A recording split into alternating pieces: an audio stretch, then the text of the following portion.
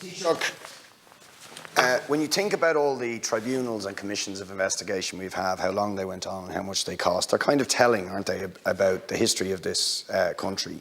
Commissions into NAMA to do with the housing crisis and what developers did to this country. Commissions into the IBRC, a dodgy bank that lent money to developers who helped wreck the economy. The planning tribunals to do with dodgy planning decisions. Mother and baby homes, the scandal for decades of the mistreatment of women and children. You could go on. Now, one lesson I think we should take from these, I don't know exactly what the model for investigating past scandals is, but one thing we could learn is that it would be best for these scandals not to happen in the first place.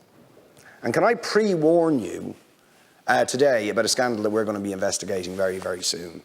And that is the scandal of children who are homeless, being put through the trauma of being made homeless, living in emergency accommodation or in direct provision for years. And indeed, we may well be investigating even some of the state of the accommodation that Ukrainian refugees are being put into, judging from early reports. Okay, there is a serious, serious problem with putting vulnerable people, and particularly children, into totally inadequate housing conditions, in emergency accommodation, in direct provision, in hostels, or whatever else. And I promise you, we'll be investigating the damage, the trauma in years to come. So I would ask the government to, as I did to you earlier today, to prevent having to have a commission investigation in a few years, and to take emergency measures in this area, in the area of families and children, wherever they may be from, being in these absolutely dire and inappropriate situations. In respect to Deputy Boyd Barrett, I think we need a better model of inquiry, but more important than that, I think existing agencies should be the principal mechanism for holding government agencies and bodies and generally society to account in contemporary times, and contemporaneously. Because one of the difficulties looking back is that we use the prism of today to judge actions for 30 or 40 years ago. Now, in respect to the financial issues, yes, very serious issues were raised, and particularly in terms of the IBRC, and it is 7 years.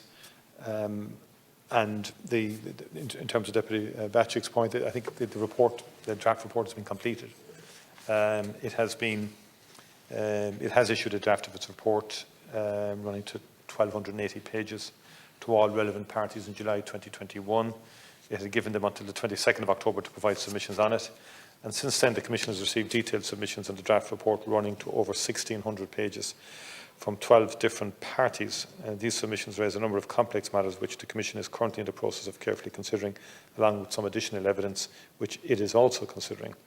And then once it has completed this review process, the Commission states it will prepare a revised draft report and circulate it to all relevant parties on or about the 30th of April 2022.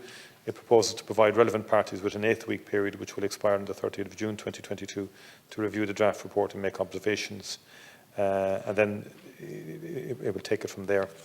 In terms of the emergency accommodation issue and direct provision, and you referenced Ukrainian as well, I think it's a bit unfair. No, I knew, of course you did, but that's... Please, Deputy, will you let the Taoiseach... We've less than a minute and a half. 18,000 Ukrainians have come into the country in the space of 6 weeks. Parallel with that, in the first 2 months of this year, the normal migration outside of Ukraine, we've had more migrants in, asylum seekers in the first 2 to 3 months than we would have had for the entirety of last year. Within Europe, we have internal migration into Ireland, which we have to deal with and respond to in terms of emergency accommodation. It's not all simple, and neither should you pretend that it is.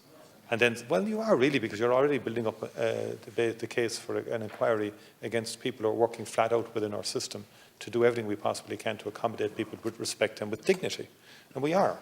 And in terms of the ending direct provision, the government have a policy in respect of that. And already there are hundreds of families in direct provision who could leave direct provision right now, but the housing situation doesn't facilitate them leaving direct provision. And we're building, we've 31,000 commencements last year, or 33 now, I think, up to February of in a 12-month period. But that's the highest since 2008. But that's not going to be enough. And so within the limits, and particularly all the inflationary pressures on construction now are very significant. It's beginning to be seen in all the tenders that are coming in. And there's a lot of strain out there now because of the impact of the war. And the huge inflationary cycle that has occurred because of energy and input costs. And we can't go on blindly just making commentary as if we're somehow Taoiseach, the time is up now. We must oblivious move to on those the realities. question. If I could... No, I'm sorry.